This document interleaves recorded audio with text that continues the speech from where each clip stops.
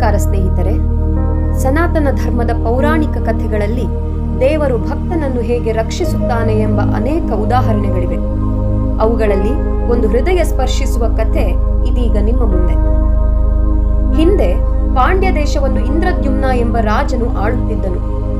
ಶ್ರೀಹರಿಯ ಪರಮ ಭಕ್ತನಾಗಿದ್ದ ಆ ರಾಜನು ಧರ್ಮದ ಮಾರ್ಗದಲ್ಲಿ ತನ್ನ ಪ್ರಜೆಗಳನ್ನು ಪಾಲಿಸಿ ನ್ಯಾಯದಿಂದ ರಾಜ್ಯಭಾರ ಮಾಡುತ್ತಿದ್ದನು. ಮುಂದೊಂದು ದಿನ ಆತನಿಗೆ ಬದುಕಿನಲ್ಲಿ ವಿರಕ್ತಿ ಉಂಟಾಗಿ ರಾಜ್ಯವನ್ನು ತ್ಯಜಿಸಿ ತಪಸ್ಸನ್ನು ಆಚರಿಸಲು ಮಲಯಾಚಲ ಎಂಬ ಪರ್ವತದತ್ತ ತೆರಳಿದನು. ಇಂದ್ರದ್ಯುಮ್ನನು ಮೌನ ವ್ರತದಲ್ಲಿ ಇದ್ದು ಭಗವಂತನ ಧ್ಯಾನದಲ್ಲಿದ್ದಾಗ ಅಗಸ್ತ್ಯ ಮಹಾಮುನಿಗಳು ಅಲ್ಲಿಗೆ ಆಗಮಿಸಿದರು.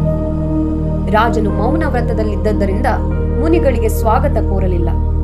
ಇದರಿಂದ ಅವರಿಗೆ ಕೋಪ ಬಂತು. ನನಗೆ ಅಪಮಾನ ಮಾಡಿದ ಕಾರಣ ನೀನು ಜಡವಾಗು, ಮಂದ ಬುದ್ಧಿಯವನಾಗು ಮತ್ತು ಆನೆಯ ರೂಪದಲ್ಲಿ ಹುಟ್ಟು ಎಂದು ಅವರು ಇಂದ್ರದ್ಯುಮ್ನನಿಗೆ ಶಾಪ ಕೊಟ್ಟರು. ಇಂದ್ರದ್ಯುಮ್ನನು ಈ ಶಾಪವನ್ನು ಭಗವಂತನ ಇಚ್ಛೆ ಎಂದು ಭಾವಿಸಿ ಮನಃಪೂರ್ವಕವಾಗಿ ಸ್ವೀಕರಿಸಿದನು.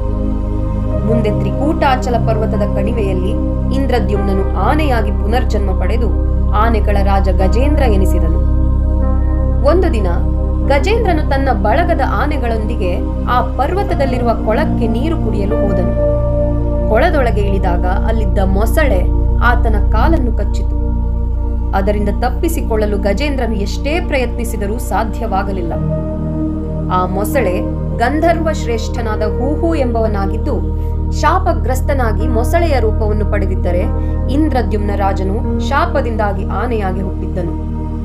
ಇಬ್ಬರು ಪರಾಕ್ರಮಶಾಲಿಗಳಾಗಿದ್ದರಿಂದ ಅವರ ಪೈಪೋಟಿ 1000 ವರ್ಷಗಳವರೆಗೆ ನಡೆಯಿತು. ಆದರೆ ಕಾಲಕ್ರಮೇಣ ಗಜೇಂದ್ರನ ಶಕ್ತಿ ಕ್ಷೀಣಿಸಲು ಆರಂಭವಾಯಿತು. ನೋವಿನ ಬಾಧೆಯನ್ನು ತಾಳಲಾರದೆ ಗಜೇಂದ್ರನು ಕಂಗೆಟ್ಟನು.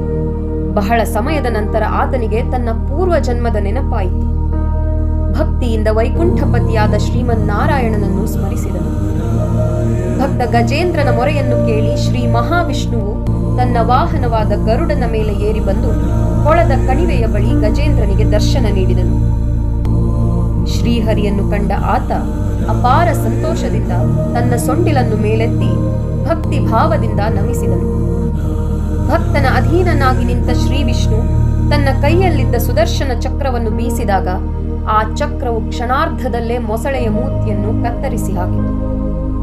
ಆ ಮೊಸಳೆಯ ರೂಪದಲ್ಲಿದ್ದ ಗಂಧರ್ವನಿಗೆ ಶಾಪ ಮುಕ್ತಿಯಾಯಿತು. ಅವನು ಪುನಃ ತನ್ನ ಸ್ವರೂಪವನ್ನು ಪಡೆದು ಶ್ರೀಹರಿಯ ದಿವ್ಯ ಕೃಪೆಗೆ ಪಾತ್ರನಾಗಿ ಗಂಧರ್ವ ಲೋಕವನ್ನು ಸೇರಿದನು.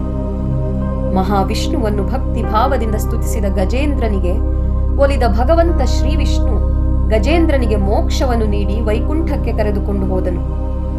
ಹೀಗೆ ಶಾಪದಿಂದ ಶ್ರೀಪಾದ ಸೇರಿದ ಇಂದ್ರದ್ಯುಮ್ನನ ಕಥೆಯು ಗಜೇಂದ್ರ ಮೋಕ್ಷ ಎಂದು ಪ್ರಸಿದ್ಧಿ ಪಡೆಯಿತು.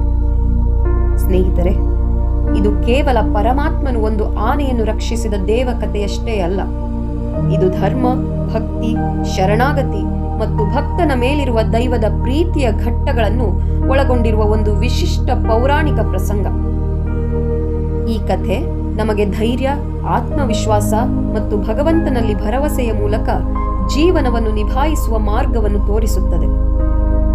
ಇಂತಹದೇ ಮತ್ತೊಂದು ಕಥೆಯೊಂದಿಗೆ ಮುಂದಿನ ಸಂಚಿಕೆಯಲ್ಲಿ ಭೇಟಿಯಾಗೋಣ. ನಿಮ್ಮದೊಂದು ಪ್ರೀತಿಯ ಬೆಂಬಲ ಇದಕ್ಕಿರಲಿ. ಧನ್ಯವಾದಗಳು.